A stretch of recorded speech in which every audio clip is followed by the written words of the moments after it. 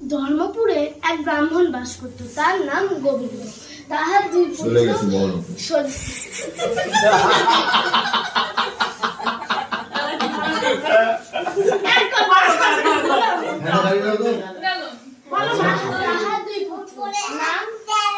বিলাসী আর ভোজন বিলাসী। শ্রদ্ধা বিলাসীর দুজনে অনেক ত্রুটি।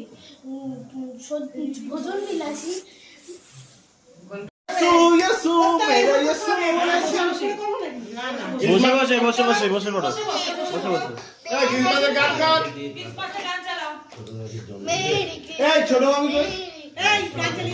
ছোট আমি কই এদিকে আসো না, আরে আসো এদিকে আসো না, আর তোমার বাবা পছন্দ দিচ্ছি বলছি তো আসো না, যা বলছি আসো মানে আসো।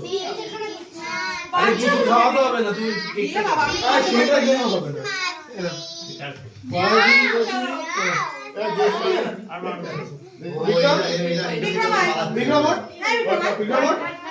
ওঠ না ভাই।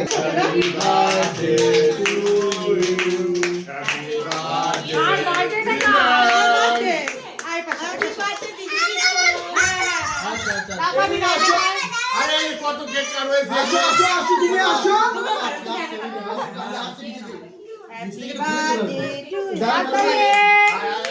প্লিজ তো হ্যাপি বার্থডে কেরেছো দাও দাও দাও দাও দাও ওকে একটু দে কাটতে, ওকে একটু দে, ওকে একটু দে।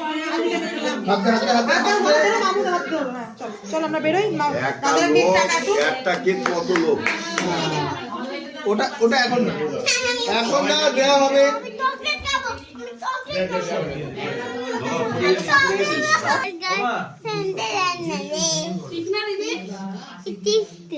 দাদা দিচ্ছি ওই শোনে না কোন ঠাকুর তো দুটো কিসে বেশি আরেকটা দিয়ে আরেকটা